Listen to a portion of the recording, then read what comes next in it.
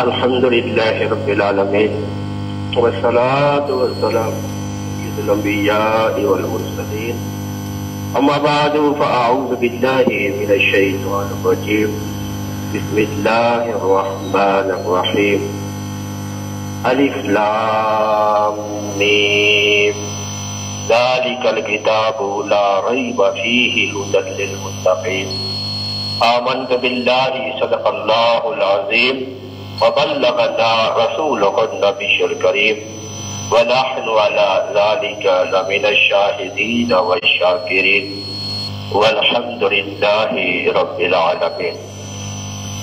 قال الله تبارك وتعالى في شان حبيبه صلى الله تعالى عليه وآله وسلم مخبرا وعبيرا إن الله وملائكته يصلون على النبي يا أيها الذين آمنوا صلوا عليه وسلموا تسليما. درود پاک آواز بلند الصلاة والسلام عليك يا سيدي يا رسول الله وعلى آلك وصحبك يا حبيب الله. الصلاة والسلام عليك يا نبي الله وعلى آلك وصحابك يا حبيب الله. الصلاة والسلام عليك يا رحمة للعالمين وعلى آلك وصحابك يا خاتم النبيين.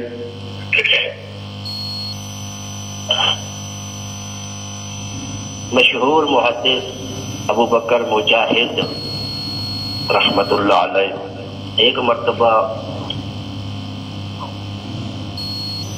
بیان فرما رہے تھے، اتنے میں حضرت شبلی رحمت اللہ علیہ کا ان کے سامنے سے گزر ہوا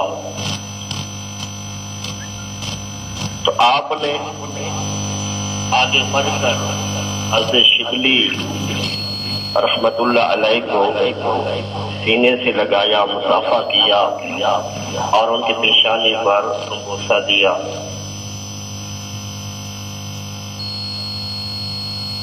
محفل کے اختتام پر لوگوں نے عرض کیا کہ حضور آپ اتنے بڑے محدث ہیں، اتنے بڑے عالم ہیں، اور آپ نے ایک دیوانے شبلی کے ساتھ مصافحہ بھی کیا، معانقہ بھی کیا، ان کے پیشانی پر بوسہ بھی دیا، ان میں کیا بھی ایسی خاص بات ہے؟ لوگ تو ان کو دیوانہ سمجھتے ہیں، مجنون سمجھتے ہیں. حضرت شبلی رحمت اللہ علیہ تو آپ نے فرمایا میں نے ویسے ہی کیا جیسے رات کو میں نے خواب میں رسول اللہ کرتے ہوئے دیکھا ہے. میں نے رات دیکھا حضور نبی کریم صلی اللہ تعالی علیہ وآلہ وسلم تشریف فرما ہے، اور حضرت شبلی رحمت اللہ علیہ جب حاضر ہوئے میرے آقا صلی اللہ تعالی علیہ وآلہ وسلم نے ان کے ساتھ مصافحہ بھی کیا، ان کے سینے کے ساتھ اپنا سینہ بھی لگایا، اور اس کے بعد ان کی پیشانی پر بوسہ بھی دیا. میں نے آگے بڑھ کر عرض کیا یا رسول اللہ صلی اللہ علیہ وسلم حضرت شبلی پر یہ انعام اکرام کس وجہ سے ہے؟ تو میرے آقا صلی اللہ تعالی علیہ وآلہ وسلم نے ارشاد فرمایا کہ شبلی ہر نماز کے بعد سورۃ توبہ کی آخری آیت مقدسہ لقد جاءکم رسول من انفسکم عزیز علیہ ما عنتم حریص علیکم بالمؤمنین رؤوف الرحیم فَإِن تَوَلَّوْا فَقُلْ حَسْبِيَ اللَّهُ لَا إِلَٰهَ إِلَّا هُوَ عَلَيْهِ تَوَكَّلْتُ وَهُوَ رَبُّ الْعَرْشِ الْعَظِيمِ. تو آقا نے فرمایا شبلی یہ دو آیات ہر نماز کے بعد پڑھتا ہے اور پھر میری بارگاہ میں صلاۃ و سلام کرتا ہے صلی اللہ علیہ وسلم یا رسول اللہ نور من نور اللہ. یہی اس کے اکرام اور انعام کا سبب بن گیا ہے. کیا آپ کو نہیں پتا؟ یہ فضیلت جنازے میں اس کو آنے کے لیے تیار نہیں ہے کہ لگ جائے گا. فضیلت ہے میرے آقا اس بندے پر. اور ہمارے اسلاف یہ کہا کرتے تھے، بلکہ سیدی اعلیٰ حضرت رحمت اللہ علیہ فرمایا کرتے تھے، جسے سرکار دو عالم صلی اللہ علیہ وسلم کا دیدار کرنا ہو وہ سرکار دو عالم صلی اللہ علیہ وسلم کی بارگاہ میں کثرت کے ساتھ درود و سلام پڑھا کرے، بنیت زیارت نہیں، سرکار کی بارگاہ میں ہدیہ درود و سلام پیش کرتا رہے، انشاءاللہ کبھی نہ کبھی تو میرے آقا کرم فرما ہی دیں گے۔ اور میرے آقا خود فرماتے ہیں کل بروز قیامت میرے سب سے زیادہ قریب ترین وہ ہوگا جس نے دنیا میں مجھ پر کثرت کے ساتھ درود و سلام پڑھا ہوگا۔ اللہ تبارک و تعالی ہمیں کثرت کے ساتھ درود و سلام پڑھنے کی توفیق عطا فرمائے۔ گزشتہ جمعہ مبارک کو بھی یہی آیات مقدسہ تلاوت کی گئی تھی، اور اسی کے تحت ہی قرآن مجید فرقان حمید کے فضائل و مسائل پر گفتگو ہوئی تھی۔ آج بھی انشاءاللہ اسی پر کچھ بیان ہوگا۔ ویسے تو سارا قرآن عظمت والا ہے، افضل ہے، اعلیٰ ہے، برکت والا ہے، مگر اس کی کچھ مخصوص صورت آیت خصوصی بزرگی کی حامل ہے، یہ خصوصی فوائد اور تاثیر رکھتی ہے۔ جن آیات میں اللہ تعالیٰ کی حمد و ثنا کا بیان ہے وہ ذکر بھی افضل، ذاکر بھی افضل اور مذکور بھی اعظم، مگر جن آیات میں کفار و مشرکین اور منافقین اور شیاطین کا بیان ہے وہاں ذکر تو اعلیٰ ہے، ذاکر افضل ہے، لیکن مذکور بدترین مخلوق ہے۔ مثال کے طور پر قل شریف کو اگر 3 مرتبہ پڑھا جائے تو پورے قرآن مجید کا ثواب اللہ تعالیٰ عطا فرماتا ہے، لیکن اگر سورۃ اللہب 1000 مرتبہ بھی پڑھ لی جائے، حالانکہ یہ بھی قرآن پاک کی صورت ہے، اللہ کا کلام ہے، اگر اس کو 1000 مرتبہ ہی پڑھ لیا جائے تو پورے قرآن کا ثواب نہیں ملتا۔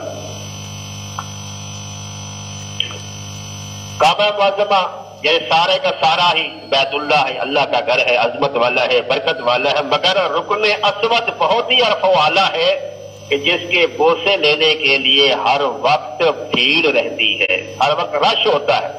اللہ کا مطلب سارے عظمت والا ہے، چاروں کونے با برکت ہے اس کے، لیکن جس کونے میں حجر اسود نصب ہے وہاں پر زیادہ رش ہوتا ہے، زیادہ ہجوم ہوتا ہے، کہ میرے آقا صلی اللہ علیہ وسلم نے اس حجر اسود کی فضیلت کو بیان فرمایا ہے۔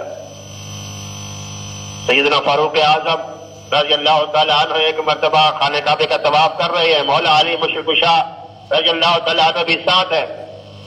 فاروق اعظم رضی اللہ تعالیٰ عنہ نے حجر اسود کو دیکھ کے فرمایا، اے حجر تو ایک پتھر ہے، محض ایک پتھر ہے، نہ نفع دے سکتا ہے نہ نقصان دے سکتا ہے، لیکن تجھے میں اس لیے چوم رہا ہوں کہ میرے مصطفیٰ نے چوما ہے۔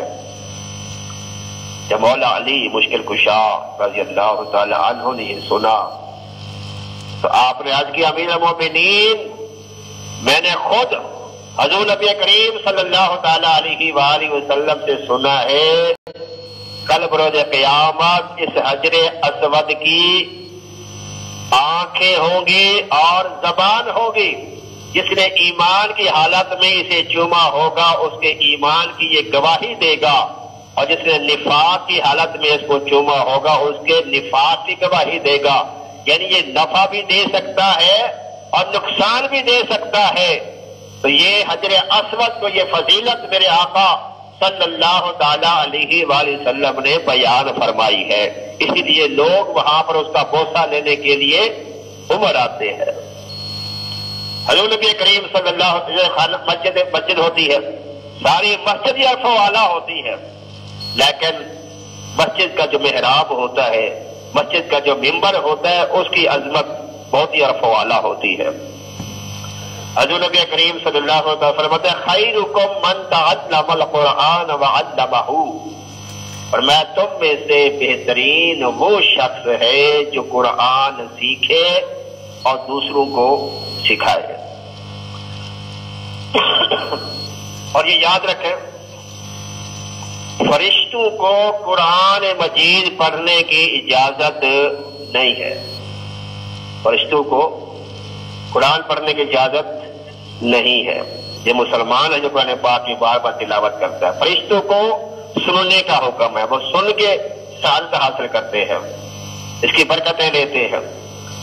لیکن سیدنا جبرائیل امین کو اللہ نے اجازت فرمائی تھی، وہ قرآن پاک پڑھتے بھی تھے، سنتے بھی تھے. ہر رمضان میں سیدنا جبرائیل امین علیہ السلام حضور نبی کریم صلی اللہ علیہ وسلم کے پاس آتے اور پورا رمضان قرآن مجید کا دور کیا کرتے تھے، ایک دوسرے کو سناتے تھے.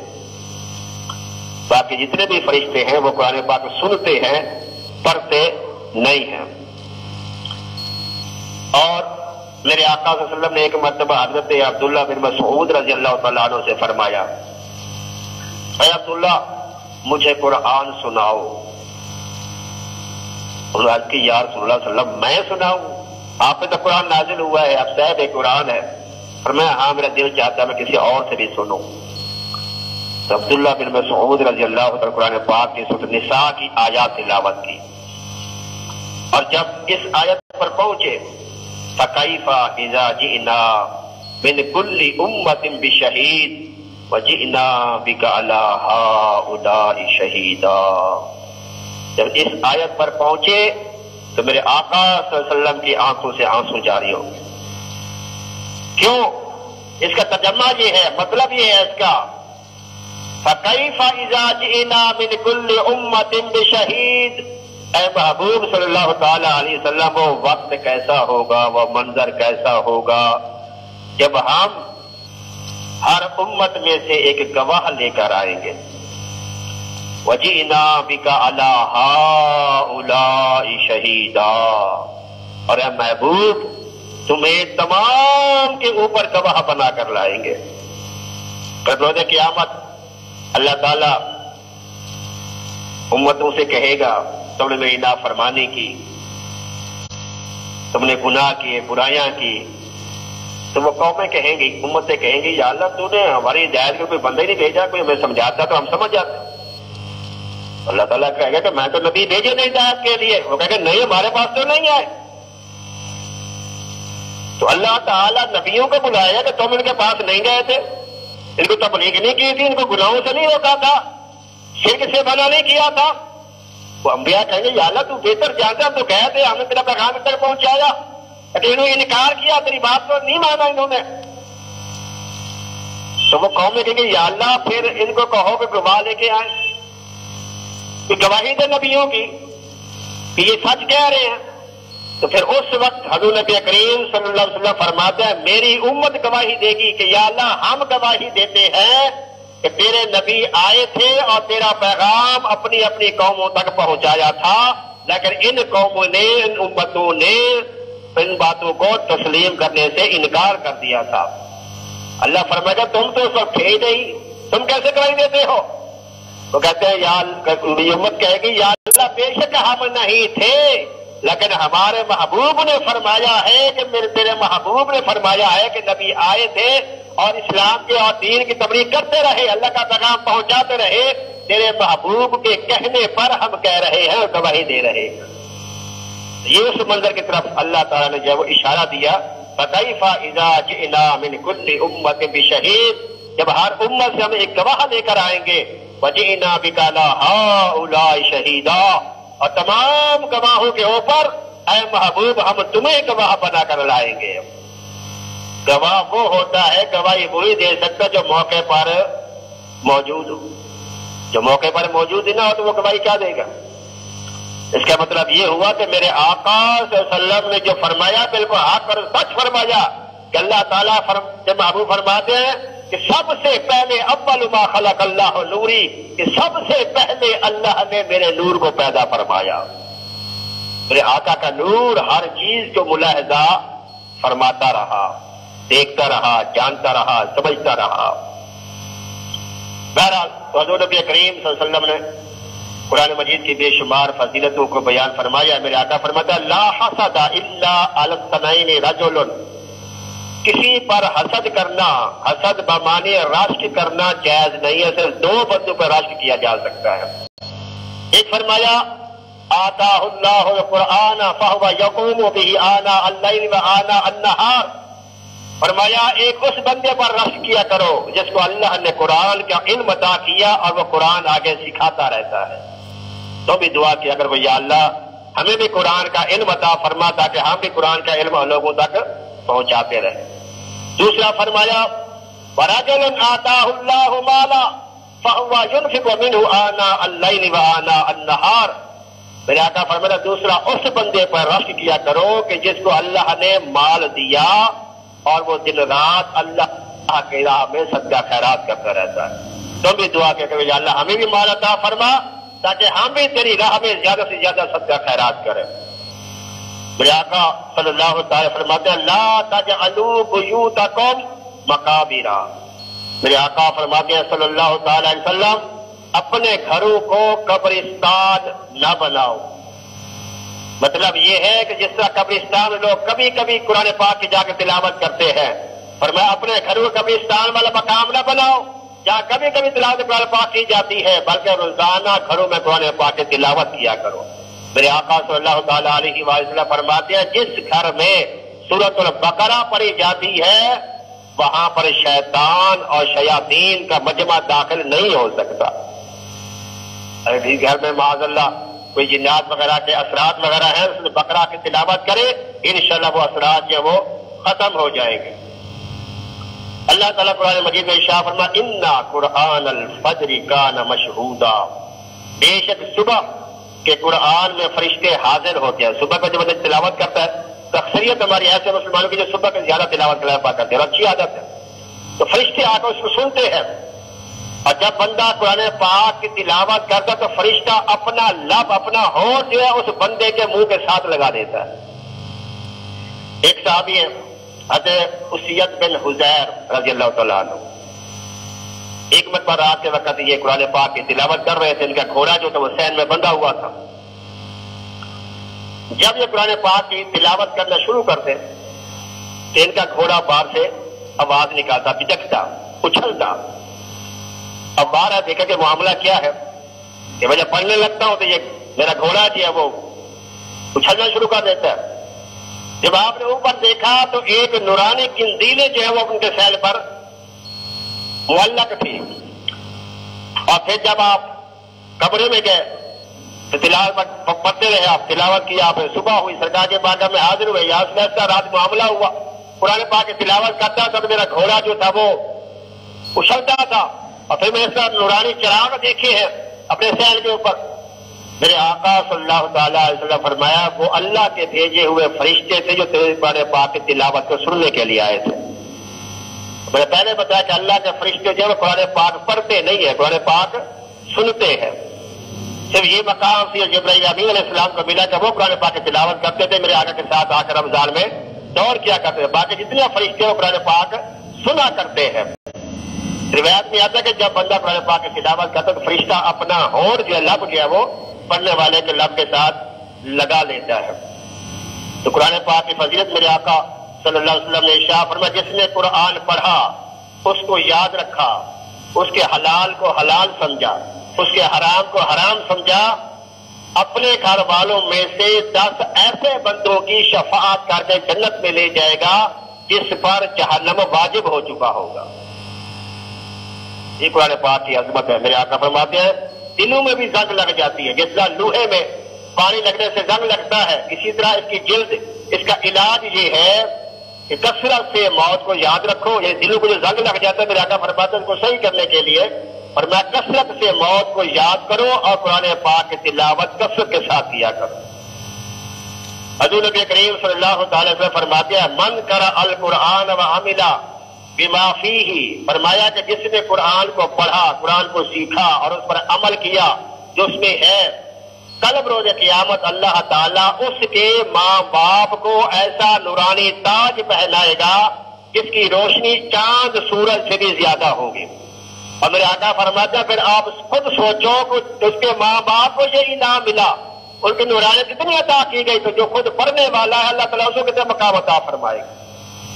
میرے آقا صلی اللہ تعالیٰ علیہ وسلم فرماتے ہیں یقال لصاحب القرآن، قرآن پڑھنے والے سے قبل روز قیامت یہ کہا جائے گا اقرا پڑھو قرآن پاک.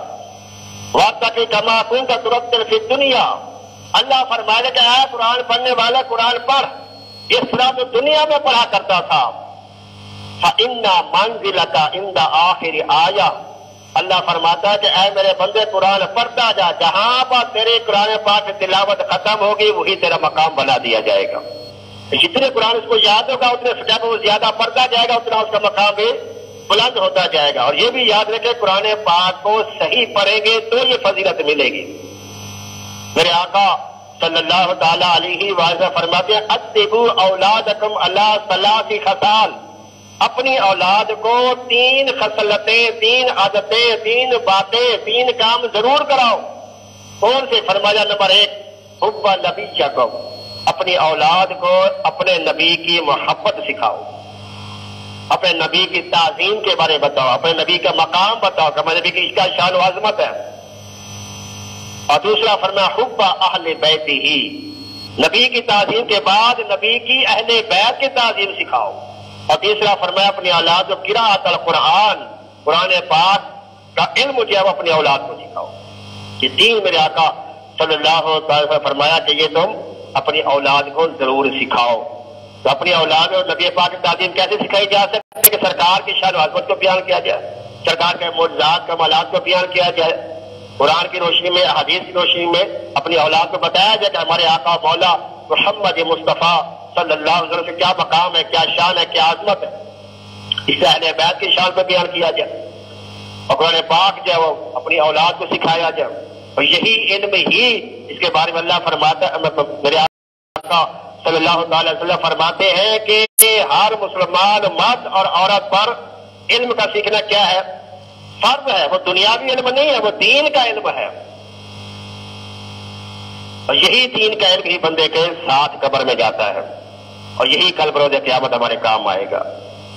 عام سی مثال آپ دیکھتے رہتے ہیں, بچہ جب اسکول جاتا ہے اس کے پاس بیگ ہوتا ہے, بستہ ہوتا ہے, کیسے لے کے جاتا ہے؟ وہ ہاتھوں میں پکڑ کر نہیں جاتا بلکہ وہ پیچھے لٹکا کے اسکول جاتا ہے. جو بچہ مدرسے پڑھنے جاتا ہے وہ بھی سپارہ لے کے آتا ہے, تو کیسے لے کے آتا ہے؟ سینے پہ رکھ کے آتا ہے, یعنی سپارہ آگے رکھ کے آتا ہے. نہیں, بچہ اسکول جانے والا ہو یا بچہ مدرسے میں آنے والا ہو, مسجد میں آنے والا, پڑھنے والا بچہ, یہ زبان حال سے بتا رہے ہوتے ہیں کہ یہ جو میں اسکول پڑھنے جا رہا ہوں, یونیورسٹی پڑھنے جا رہا ہوں, یہ علم میرا پیچھے رہ جائے گا, بستہ پیچھے ہے اس کا علم یہ پیچھے رہ جائے گا. جو مسجد میں دین کا درس سیکھنے جا رہا ہے, دین کا علم حاصل کرنے جا رہا ہے, مدرسے میں جا رہا ہے, وہ سینے پہ رکھ کے سپارہ لے کے جا رہا ہے, کتاب لے کے جا رہا ہے, تو یہ بتلا رہا ہے کہ ہاں یہ جس طرح یہ آج میرے آگے ہے, جس طرح کل بروز قیامت یہ میرے ساتھ آگے آگے ہی چلتا رہے گا. اور میرے آقا صلی اللہ تعالی علیہ وآلہ وسلم فرماتے ہیں کہ میں تم میں 2 چیزیں چھوڑے جا رہا ہوں, جب تک ان کو دامن سے وابستہ رہو گے کبھی گمراہ نہیں ہوگے. فرمایا ایک قرآن اور دوسرا میری اہل بیت. یہاں پر بندے نے سوال کیا کہ دیکھو جی اہل بیت کی بڑی شان ہے, بڑا مقام ہے, صحابہ کی شان نہیں ہے معاذ اللہ. اگر صحابہ کا مقام ہوتا میرے آقا فرماتے میں صحابہ چھوڑ کے جا رہا ہوں. حالانکہ میرے آقا نے صحابہ کا ذکر اس وجہ سے نہیں کیا کہ میرے آقا کو پتا تھا میرے صحابہ تو وہ ہے کہ جنہوں نے زیارت کی ہے, اور آخری صحابی جو ہے غالباً 120 ہجری میں اس کا انتقال ہوا. آخری صحابی جو ہے غالباً 120 سن ہجری میں ان کا انتقال ہو گیا. میرے آقا کو پتا تھا صحابہ تو میرے دنیا سے چلے جائیں گے, میری اہل بیت قیامت تک چلے گی اور چل رہی ہے. اس لیے آپ نے فرمایا کہ میری اہل بیت کا دامن تھام کے رکھنا اور قرآن کا دامن تھام کے رکھنا. اگر ان کو چھوڑو گے, اور میرے آقا کی مشہور حدیث پاک ہے, میرے آقا فرماتے ہیں اصحابی کالنجوم اهتدیتم اهتدیتم. میرے آقا فرماتے ہیں کہ میرے صحابہ ستاروں کی مانند ہیں, جس کسی کی پیروی کرو گے ہدایت پا جاؤ گے. اور اہل بیت کے بعد فرمایا کہ یہ کشتی نوح کی مانند ہے, جو اس میں سوار ہوا وہ نجات پا دیا, جو کشتی میں سوار نہ ہوا, جس کے دل میں اہل بیت کی محبت نہیں ہے, پھر وہ گمراہ ہو گیا اور کنارے پہ نہیں لگے گا. تو بہرحال تو میرے آقا صلی اللہ علیہ وسلم نے قرآن پاک کی فضیلت بیان کے ایک مقام میں فرمایا کہ جو بندہ ایک مرتبہ بسم اللہ الرحمن الرحیم پڑھتا ہے, کتنی آسان تھی, آدم کا ذکر کا حصہ ہے, بسم اللہ الرحمن الرحیم, اللہ تعالیٰ اسے 76,000 نیکیاں عطا فرماتا ہے. اور علامہ شامی کی میں نے روایت آپ کو بار بار سنائی ہے, کہ جب بندہ مر جاتا ہے غسل دینے کے بعد اگر میت کی پیشانی پر انگلی سے لکھ دیا جائے بسم اللہ الرحمن الرحیم، یعنی غسل دینے کے بعد اور کفن کے پہنانے سے پہلے اگر اس میت کی پیشانی پر انگلی سے، قلم سے ہی دبا سے نہیں، انگلی سے لکھ دیا جائے بسم اللہ الرحمن الرحیم، اللہ تعالیٰ اس میت کی بخشش فرما دیتا ہے۔ بڑی فضیلت ہے بسم اللہ شریف کی، بے شمار اس کے واقعات بھی ہیں بسم اللہ شریف کے، اور میرے آقا صلی اللہ تعالیٰ علیہ وسلم فرماتے ہیں کہ جو کام بغیر بسم اللہ کے شروع کیا جائے وہ کامل نہیں ہوتا، ادھورا رہ جاتا ہے۔ اور آج کل ہمارے بہت سے دکاندار بھائی جو ہوتے ہیں وہ یہ کہتے ہیں جی ابھی تو میں نے بسم اللہ ہی نہیں کی، یہ جملہ مناسب نہیں ہے۔ بسم اللہ کی نہیں جاتی، بسم اللہ کہی جاتی ہے، بسم اللہ پڑھی جاتی ہے۔ کہتے علی بسم اللہ بھی نہیں ہے جی، اس کو بونی کہتے ہیں، کہتے ہیں نا ریڑھی والے اکثر دکاندار، کہتے علی بسم اللہ نہیں، جس طرح کوئی کھانا کھا رہا ہے اور کوئی دوسرا بندہ ہے تو اس وقت دعوت کا کھانا کرو، کہتے بسم اللہ کرو جی، بسم اللہ کری نہیں جاتی، بسم اللہ پڑھی جاتی ہے۔ ہاں جو جس کو آپ نے دعوت دیا کھانا کھانے کے وہ نہیں کھانا چاہتے، وہ دعا دیتے ہیں، بارک اللہ کہتے ہیں، آپ اللہ آپ کو برکت دے، جزاک اللہ کہتے ہیں۔ دوبارہ جس میں بات ہے، حضور نبی کریم صلی اللہ تعالیٰ علیہ وآلہ وسلم نے ارشاد فرمایا کہ جو بندہ ایک مرتبہ جو تقاصر پڑھتا ہے، الہاکم التقاصر، 20 پارے کی صورت ہے، مختصر صورت ہے یہ، یا کہ فرماتا ہے کہ ایک مرتبہ پڑھتا ہے اللہ تعالیٰ سے 6666 آیات کا ثواب عطا فرماتا، اور نہیں 1000 آیات کا ثواب عطا فرماتا ہے۔ قرآن پاک 6666 غالباً آیات ہیں، تو میرے آقا فرماتا ہے جو ایک مرتبہ یہ سورۃ پڑھے تقاصر الہاکم التقاصر، اللہ تعالیٰ سے 1000 آیتوں کا ثواب عطا فرماتا ہے۔ اسی طرح آیت الکرسی کی فضیلت بھی بڑی میرے آقا صلی اللہ علیہ وسلم نے بیان فرمائی ہے کہ مرتبہ سیدنا ابو ہریرہ رضی اللہ تعالیٰ عنہ فرماتے ہیں کہ حضور نبی کریم صلی اللہ علیہ وسلم نے مجھے بیت المال پر مقرر فرمایا نگرانی کے لیے، کہتے ہیں بیت المال کی نگرانی کے لیے موجود تھا، آدھی رات کو نا اندر سے کوئی آواز آئی جیسے کوئی اندر ہے، تو کہتے میں نے جا کے دیکھا تو ایک آدمی اناج وغیرہ غلہ والا چیزیں جو وہ اکٹھی کر رہا ہے، چوری کر رہا ہے، سمجھ میں نے اس کو پکڑ لیا، وہ بڑا بل بنایا، میں تو بڑا غریب ہوں، مسکین ہوں، یہ ہو وہ ہو، تو کہتے مجھے ترس آ کے میں نے اس کو چھوڑ دیا کہ بیت المال غریبوں کے مال تو یہ لے کے جا تو غریب ہے مسکین ہے جو جانے دے اس کو، چلا گیا۔ صبح ہو گئی، حضور نبی کریم صلی اللہ علیہ وسلم کی بارگاہ میں حاضر ہوئے اور آج کے یا رسول اللہ اس طرح ایک شخص آیا اور بیت المال والی چیزیں اٹھا کے وہ جانے لگا، تو اس نے مسکین کا کہا کہ میں مسکین ہوں، محتاج ہوں، غریب ہوں، تو میں ترس کھا کے اس کو چھوڑ دیا۔ میرے آقا نے فرمایا آج رات وہ پھر آئے گا، آج رات فَسَيَعُودُ فَعَرَفْتُ أَنَّهُ سَيَعُودُ لِقَوْلِ رَسُولِ اللَّهِ إِنَّهُ سَيَعُودُ۔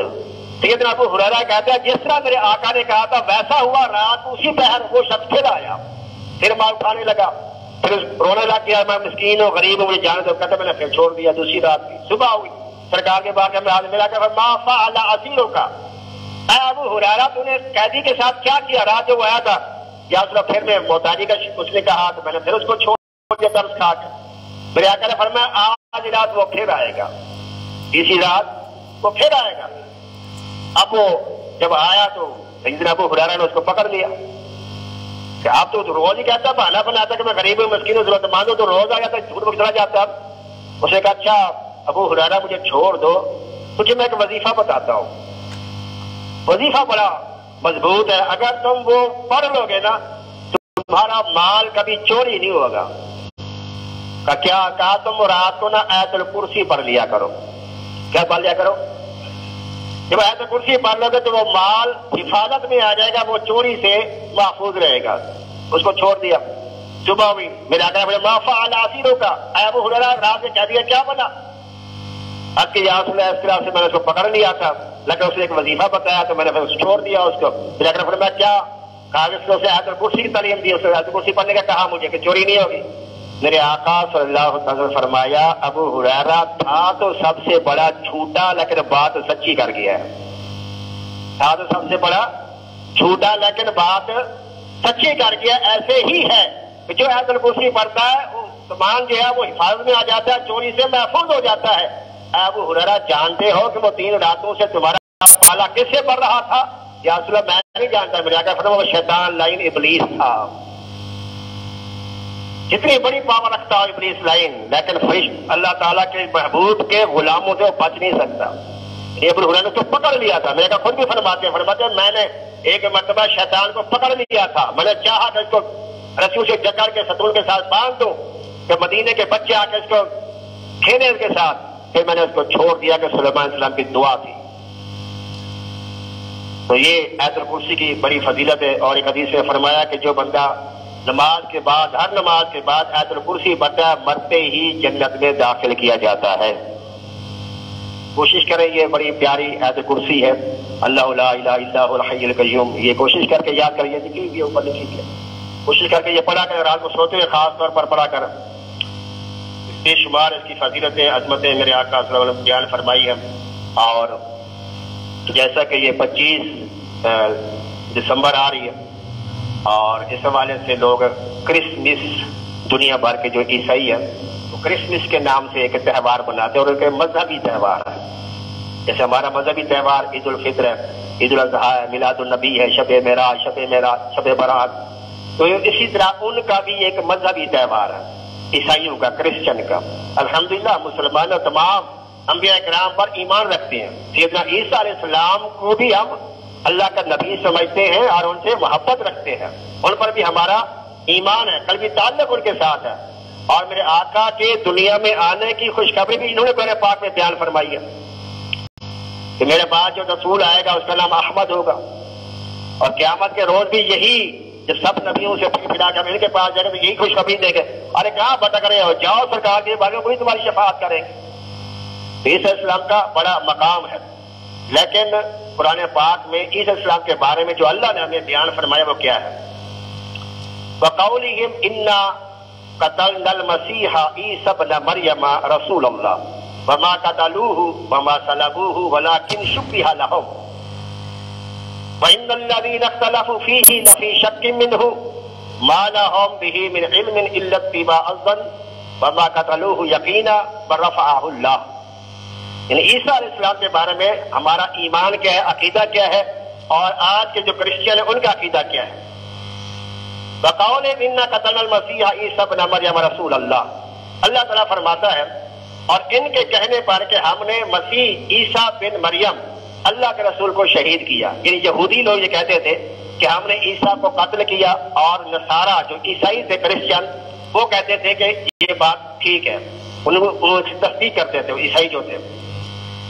اللہ فرماتا ہے وما قتلوہ وما صلبوہ. اللہ فرماتا ہے اور ہے یہ کہ حقیقت یہ ہے کہ انہوں نے نہ اسے قتل کیا اور نہ اسے سولی دی. ولیکن شبہ لہ، بلکہ ان کے لیے اس کی شبیہ کا ایک بنا دیا گیا. وَإِنَّ الَّذِينَ اخْتَلَفُوا فِيهِ لَفِي شَكٍّ مِّنْهُ، اور وہ جو اس کے بارے میں اختلاف کر رہے ہیں ضرور اس کی طرف سے شبہ میں پڑے ہیں. مَا لَهُم بِهِ مِنْ عِلْمٍ إِلَّا اتِّبَاعَ الظَّنِّ، اور انہیں اس کی کچھ خبر نہیں مگر یہی گمان کی پیروی کرتے ہیں. یعنی عیسیٰ علیہ السلام کو معاذ اللہ جب یہ قتل کے ارادے سے یہ قوم بڑی تھی آگے، تو عیسیٰ علیہ السلام کی شکل کا اور بندہ جو مارنے گیا تھا، معاذ اللہ شہید کرنے گیا تھا عیسیٰ علیہ السلام کو، اس کی شکل جو ہے، چہرہ جو تھا، وہ عیسیٰ علیہ السلام کی شکل جیسا بنا دیا گیا. ان لوگوں نے اس کو قتل کر دیا اور سمجھے یہ کہ یہ ہم نے عیسیٰ کو معاذ اللہ قتل کر دیا. تو اللہ فرماتا ہے ان کی تشبیہ جو تھی وہ شبیہ بنا دی گئی، لہذا اس قوم نے اپنے ہی قوم کے بندے کو مارا، عیسیٰ علیہ السلام کو قتل نہیں کیا تھا. اس شبہ میں وہ پڑ گیا کہ ہم نے عیسیٰ کو مار دیا. اللہ فرماتا ہے کہ اس تو انہوں نے عیسیٰ علیہ السلام کو نہیں مارا تھا. وما قتلوہ یقینا، یقیناً انہوں نے عیسیٰ کو قتل نہیں کیا. بل رفعہ اللہ الیہ، اللہ فرماتا ہے کہ بے شک اس کو میں نے اپنی طرف زندہ اٹھا لیا. یہ کس کا عقیدہ ہے؟ مسلمانوں کا. ہمارا ایمان کیا ہے، ہمارا عقیدہ کیا ہے کہ عیسیٰ علیہ السلام کو اللہ تعالیٰ نے زندہ آسمان پر اٹھا لیا. اس وقت بھی عیسیٰ علیہ السلام چوتھے آسمان پر جو ہے وہ زندہ موجود ہیں، انہیں موت نہیں آئی. جب دجال پھرتا پھراتا، فتنے کو پھیلاتا پھیلاتا ملک شام میں پہنچے گا تو اس دن حضرت عیسیٰ علیہ السلام ملک شام کی جامع مسجد دمشق کے اندر جو ہے وہ اس کے شرقی کنارے پر، منارے پر آپ جلوہ افروز میں تشریف لائیں گے اور تکبیر نماز فجر کی ہو چکی ہوگی اور مصلی امام صاحب کھڑے ہوں گے، وہ آپ کو جب دیکھیں گے کہ عیسیٰ علیہ السلام تشریف لے آئے تو وہ آپ کو مصلی پہ کھڑا کریں گے کہ آپ آگے نماز پڑھائیں، اب اللہ کے نبی ہے، لیکن وہ پیچھے ہی کھڑے ہوں گے اور رسول اللہ کے امتی کے پیچھے کھڑے عیسیٰ علیہ السلام نماز فجر ادا فرمائیں گے، اور پھر آپ تقریباً 45 سال تک اپنی شریعت نہیں بنوائیں گے۔ عیسیٰ علیہ السلام اپنی شریعت جو تھی ان کی تھی اس پہ عمل نہیں کرائیں گے، بلکہ جو رسول اللہ کی شریعت ہے جو چل رہی ہے ہماری، اسی شریعت پر ہی آپ جو ہے وہ عمل پیرا کرائیں گے لوگوں کو، اور آپ کی وجہ 45 سال آپ دنیا میں حیات رہیں گے، پھر آپ 45 سال کے بعد ان کا جو وصال ہو جائے گا عیسیٰ علیہ السلام کا، پھر ان کی قبر انور جو ہے وہ حضور نبی کریم صلی اللہ تعالی علیہ وسلم کے ساتھ جگہ باقیہ وہاں بنائی جائے گی۔ یہ ہے مسلمانوں کا عقیدہ۔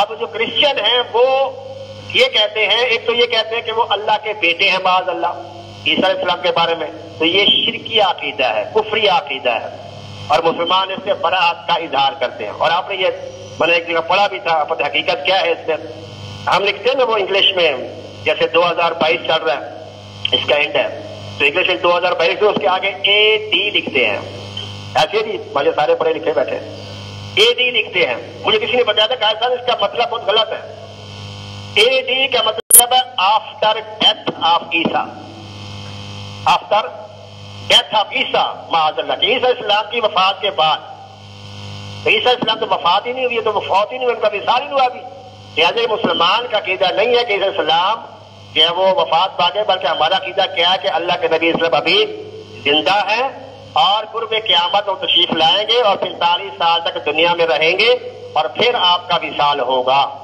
یہ ہے مسلمانوں کا عقیدہ۔ تو یہ جو کرسمس مناتے ہیں یہ ان کی یادیں مناتے ہیں، ان کے کفری عقائد کی وجہ سے، یہ ان کا مذہبی تہوار ہے، لہذا ان کے کسی کافر کے مذہبی تہوار کو اچھا سمجھ کر، جائز سمجھ کر، حق سمجھ کر کسی کافر کے تہوار کو ماننا یا مبارکباد دینا یہ کفر ہے، گناہ ہے، ناجائز۔ ہمارے بہت سے نوجوان ایسے ہیپی کرسمس کہتے پھرتے ہیں معاذ اللہ، بیچارے کو پتہ نہیں ہوتا کہ قسم کی حقیقت کیا ہے، عیسائیوں کے عقیدے کیا ہیں، یہ خنزیر کے بھی حلال سمجھتے ہیں، اس کا گوشت کھاتے ہیں۔ تو عیسیٰ علیہ السلام جب آئیں گے تو وہ صلیب کو، صلیب کراس جو ہوتا ہے، کرسچن کراس جو ہوتا ہے، تو وہ اس کو ختم کر دیں گے، اس کو توڑ دیں گے عیسیٰ علیہ السلام۔